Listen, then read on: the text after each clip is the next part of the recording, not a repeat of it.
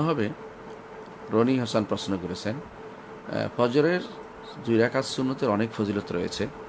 রাসূলুল্লাহ সাল্লাল্লাহু আলাইহি ওয়াসাল্লাম বলেছেন যে খায়রুম মিনাদ দুনিয়া ওয়া মা ফিহা, দুনিয়ার মধ্যে যা আছে তা থেকে উত্তম। অনেকে দুনিয়াতে কি চায়, একটা বাড়ি, একটা গাড়ি, কিন্তু ধরুন দুনিয়া পুরোটাই আপনাকে দেয়া হলো, এর থেকে উত্তম হচ্ছে ফজরের 2 রাকাত। সুবহানাল্লাহ। আপনি ফজরের 2 রাকাত সুন্নত কেন পড়বেন না? এই সুযোগটি আমি কেন হাতছাড়া করব? এই জন্য আগে এই 2 রাকাত সুন্নত পড়ার প্রতি গুরুত্ব দিবেন। যখনই সলাতে ফজরের সলাতে যাবেন তার আগে থেকে 2 রাকাত পড়ে যাবেন, অথবা মসজিদে ব্যাপক সময় নিয়ে মসজিদে যাবেন এবং সেখানে 2 রাকাত সুন্নত পড়বেন। 2 রাকাত সুন্নত লম্বা করার প্রয়োজন নেই। হাদিসে আছে রাসূলুল্লাহ সাল্লাল্লাহু আলাইহি ওয়াসাল্লাম খুব হালকা করতেন। আপনি এই 2 রাকাত 2 রাকাত সুন্নতে আপনি সূরা ফাতিহা এবং কুল ইয়া আইয়ুহাল কাফিরুন এক রাকাতে, আরেক রাকাতে সূরা ফাতিহা এবং কুল হুয়াল্লাহু আহাদ, কোনো বর্ণনায় আসছে ফালাক নাস দিয়ে পড়েছেন রাসূলুল্লাহ সাল্লাল্লাহু আলাইহি ওয়াসাল্লাম। সেভাবে পড়বেন, খুব অল্প সময় নিয়ে পড়বেন, কিন্তু 2 রাকাত সুন্নত পড়বেন। তাহলে বোঝা গেল যে দুনিয়ার উত্তম কাজের মধ্যে একটি হচ্ছে ফজরের সুন্নত 2 রাকাত পড়া।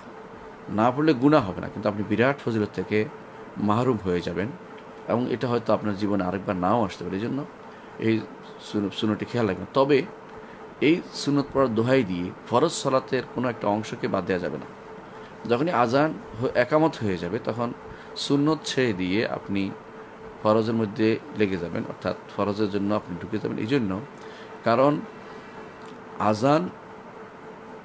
আজান হয়ে একামত হয়ে গেলে রাসূলুল্লাহ সাল্লাল্লাহু আলাইহি ওয়াসাল্লাম বলেছেন, ইজা উকিমাতিস সালাহ ফালা সালাতা ইল্লাল মাকতুবা, যখন একামত দেওয়া হয়ে যাবে তখন ফরজ সালাত দিয়ে তার কোনো সালাত নেই। এর অর্থ হচ্ছে আপনি ছেড়ে দিতে হবে সেটা। আপনি সালাতে থাকলে যদি শেষ বৈঠকের দিকে থাকেন তাহলে শেষ করে যেন আপনি প্রথম রাকাত ধরতে পারেন সেরকম অবস্থা নেবেন।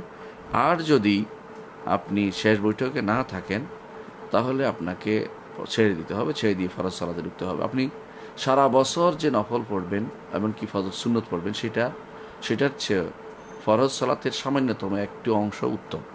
এই জন্য আপনাকে ওইগুলি ত্যাগ করে, সুন্নত ত্যাগ করে যে কোনো সময় ফরজ সালাতে যোগ দিবেন। এটা হচ্ছে নিয়ম।